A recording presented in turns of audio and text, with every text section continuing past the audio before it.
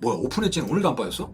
아니, 와, 오픈 엣지 세다. 오늘 같은 날도 얘는 버텨줬구나. 근데 뭐 인공지능 관련해서 뭐 코난도 오늘 조금, 근데 확실히 대장주는 덜 빠져요. 이거 빠지면 더 사야지 하는 애들은 생각보다 좀 덜 빠지고요. 뭐 시간에 빠졌지만 일단은 코난 테크놀로지랑 뭐 저희가 뭐 인공지능하고 로봇은 원금 회수가 다 되어 있는 상태잖아요.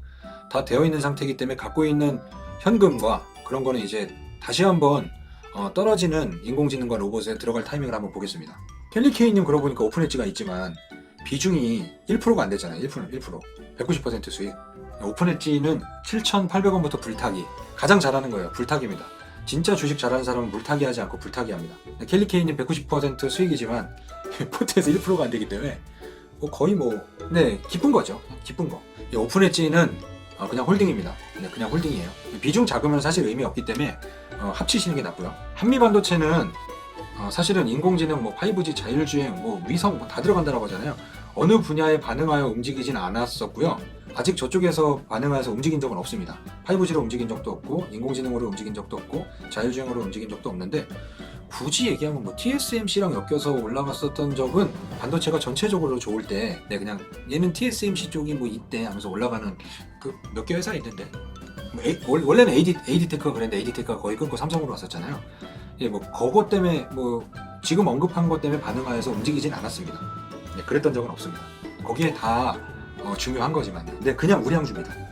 저는 개인적으로 이제 그 반도체 삼성전자 밑에 소부장 쪽에서는 한미반도체랑 SNS텍이나 두산테스나나 리노공업 이런 회사는 되게 정말 좋은 회사라고 생각을 합니다. 되게 많죠, 우량주는요. 뭐였지? 파크 시스템즈도 있고, 넥스틴 다 우량주죠. 근데 한미반도체를 만약에 갖고 계신다라고 하면 홀딩이죠, 쟤는.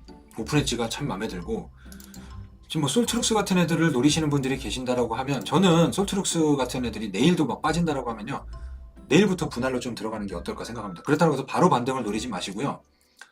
비중을 줄여놓은 물량, 여기에서 비중을 많이 줄였잖아요. 비중을 줄인 것만큼의 수량을 좀 더 늘리는 전략을 세우는 게 나을 것 같습니다. 비중 줄인 것만큼. 그리고 그 포트 수술 하신 다음에 양봉자님이나 켈리케이님도 현금을 좀 갖고 계신 게 있잖아요. 로봇 인공지능 없다고 조금 아쉬워하셨잖아요.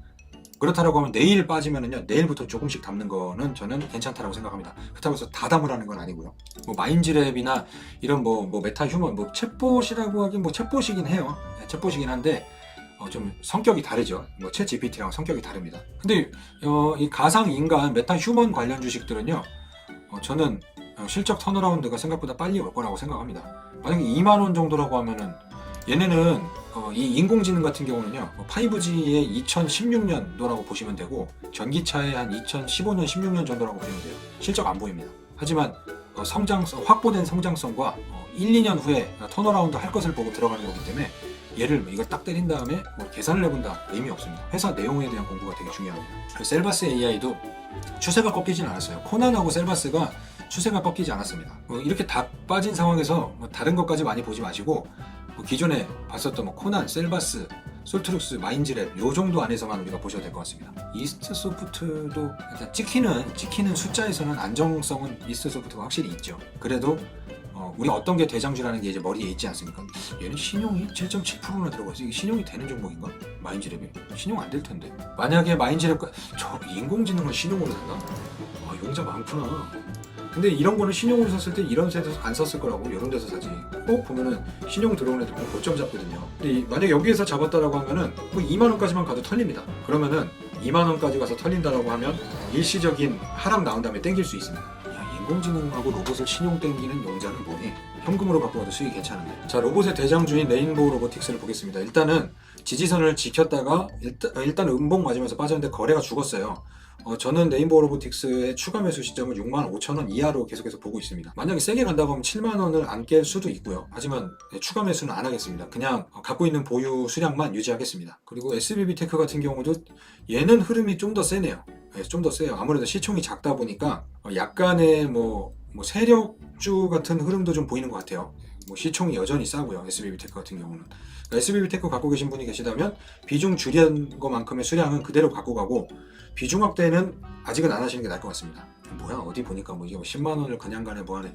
보면은 이제 토론방 같은 데서 나오는 아까 말한 대로 키보드 워리어들 막 열심히 쓰는 애들 있잖아요. 그거 몇 개 보다 보면은 거기에 사로잡히거든요. 예, 지금은 그런 거 보지 마시고요.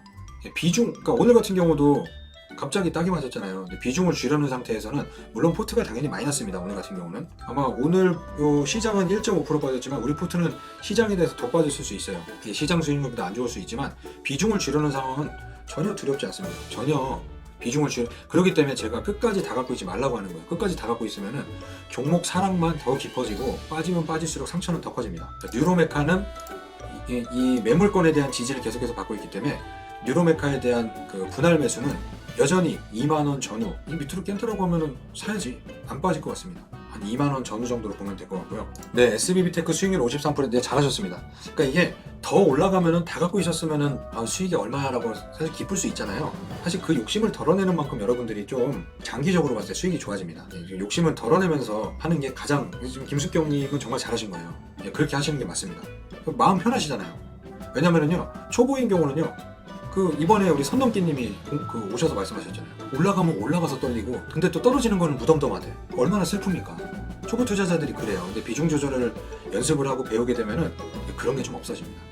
떨어질 때도 비중 조절하고 수익 나면은 또 올라갈 때 불타기 하고 급등하고 어느 정도 막 100% 넘어가고 하면 비중을 조금 줄여놓고 덜어내고 얼마나 편합니까? 네, 오늘 당연히 뺨 맞아서 아프죠. 근데 뺨은요 맞아도 다음날 학교 가는데 지장 없어요.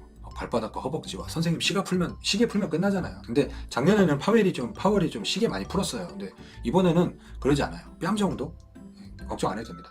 저 그리고 아까 말씀드린 인탑스를 갖고 계신 분들은 진짜 이거는 뭐 비중 조절이고 나발이고 그러니까 뭐 이런 게 다 있습니까? 라는 생각이 들 정도로 지금 일단은 우리가 머릿속에 떠오르는 계잡주 빼고 그래도 뭐 실적이 나오든 내용을 갖고 있든 하는 모든 회사를 다 통틀어도요 이런 흐름이 없습니다. 이런 흐름이 없어요. 인탑스 참을 인자에 무슨 탑은 개뿔 혹시 빅뱅 탑인가? 이것도 마약 먹은 거 아니야? 너무 마음이 아픕니다. 이거 난 안 갖고 있지만 갖고 계신 분들이 있는 거 알고 있거든요.